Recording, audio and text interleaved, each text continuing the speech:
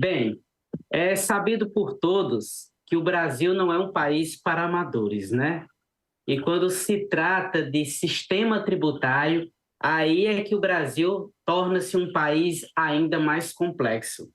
Então, por muitos anos, Josivan, Elmo, houve-se um pedido por parte de toda a população e também do mercado para que se reformasse o nosso sistema tributário, visando simplificar, deixar o sistema mais palatável e até mais bem compreendido, porque até para profissionais da área é difícil entender como é que o sistema tributário funciona aqui no Brasil. Então, pensando nisso, o governo lançou nesse ano uma proposta de reforma tributária. Essa proposta já foi debatida na Câmara dos Deputados Federais e está agora no Senado Federal, na nossa outra casa legislativa. E nessa semana, mais precisamente na quarta-feira, o senador Eduardo Braga, do MDB do Amazonas, que é o relator da reforma tributária no Senado, já concluiu o seu relatório inicial. É claro que esse relatório vai seguir para discussões, algumas mudanças poderão ocorrer no texto, mas o relator já apresentou o seu relatório. E eu quero trazer aqui para os nossos telespectadores os principais pontos, os pontos que chamam mais a atenção nesse texto da reforma tributária, e lá no final eu trago algumas considerações sobre essa reforma. Bem, quando a gente fala de reforma tributária, a primeira coisa que vem na mente de todo mundo é como é que vão ficar os impostos. Então, um dos pontos mais importantes da reforma é que ela vai substituir 5 tributos, né, e vai transformar esses 5 tributos em um único tributo. Nós temos 5 tributos bastante conhecidos, que é o PIS, o COFINS, o IPI, que são tributos federais, temos também o ICMS, que é um tributo estadual, e o ISS, que é um tributo municipal. Então, esses 5 tributos que eu acabei de mencionar, eles vão ser transformados em um único tributo que vai receber o nome de IVA. Só que, além desse IVA, haverá também mais um tributo estadual, mais um imposto que está sendo chamado de imposto do pecado, que é o imposto seletivo, que é um imposto que vai incidir apenas sobre produtos que trazem danos à saúde ou danos ao meio ambiente, e também uma CID. A CID é um tipo de imposto cobrado apenas sobre produtos derivados do petróleo. Então, o imposto sobre consumo, resumindo, vai ter o IVA, que é essa cesta dos 5 tributos que eu acabei de mencionar, vai ter um tributo estadual e, dependendo do produto, vai ter um imposto seletivo, se o produto for nocivo à saúde ou ao meio ambiente, e se for produtos do petróleo, vai ter mais um imposto, que é o CID, certo? Para a unificação desses 5 impostos que eu mencionei em apenas um, haverá um tempo que vai durar 7 anos. Essa unificação ela vai ocorrer de 2026 a 2032, sendo que em 2033 a gente já não vai mais ouvir falar de PIS, COFINS, ISS, ICMS. Então, durante 7 anos, vai haver esse período de transição. Há um artigo da reforma tributária que traz uma limitação para os impostos sobre o consumo.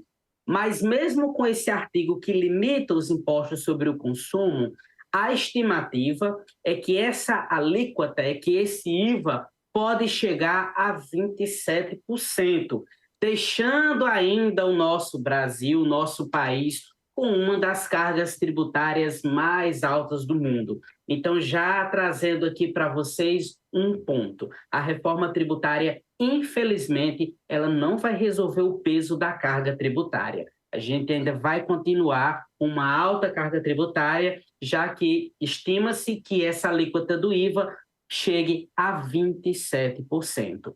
Essa reforma ela vai manter os benefícios para o Simples Nacional, Então, aquelas empresas que compõem o Simples Nacional, ela não vai sofrer nenhum tipo de ajuste ou de mudança e também não vai alterar os limites de enquadramento das empresas, certo? Essa proposta de reforma tributária também manterá os benefícios para as empresas que estão instaladas na Zona Franca de Manaus.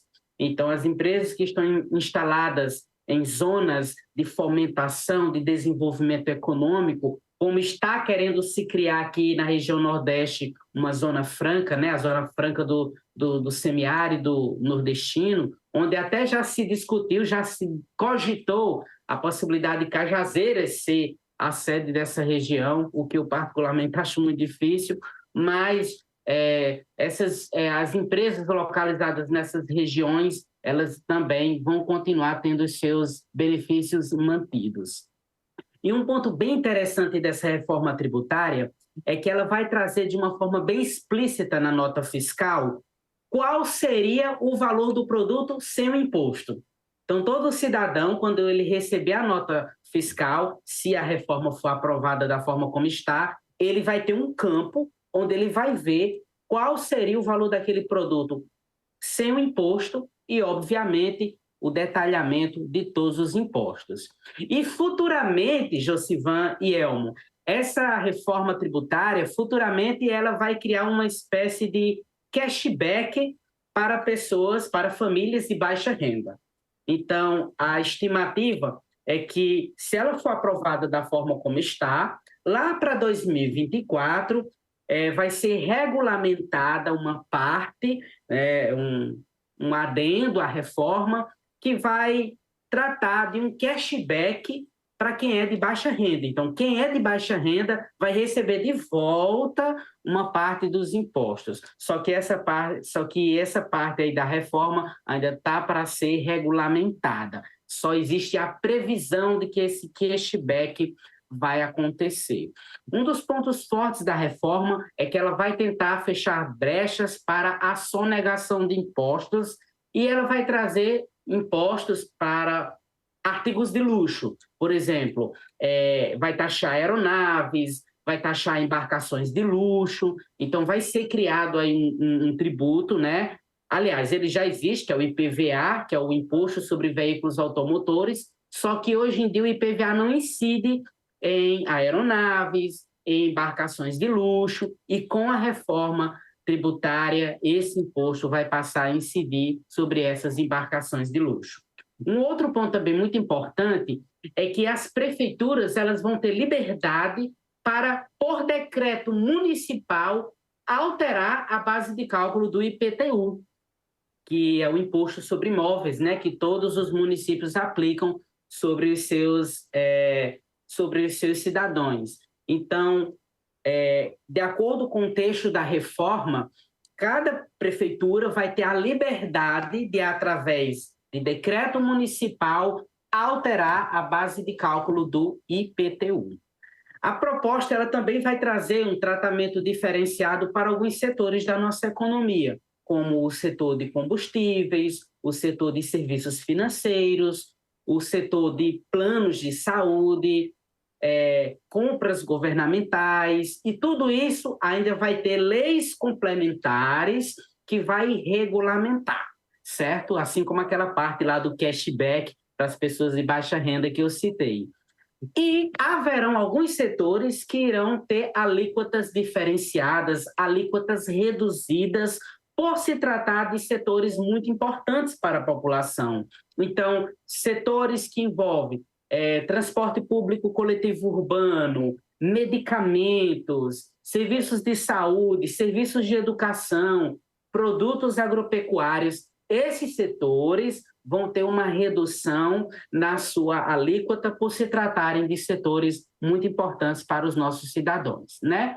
Analistas afirmam que, se a reforma tributária for implementada da forma como ela está no momento, ela pode trazer um aumento para o PIB do país nos próximos anos, nas próximas décadas.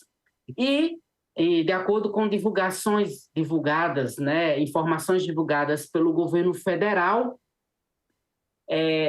Um dos grandes propósitos da reforma tributária é ajudar no ajuste das contas públicas. Então, essa reforma é uma grande aposta do governo, o governo quer que essa reforma passe, já foi aprovada na Câmara, está agora em discussão no Senado, e se o texto que está agora em discussão no Senado tiver alterações, vai voltar para a Câmara novamente para que seja discutido. Então, vamos aguardar, né, as cenas dos próximos capítulos. Espera-se que de 7 a 9 de novembro o texto já esteja sendo discutido nas comissões internas do Senado.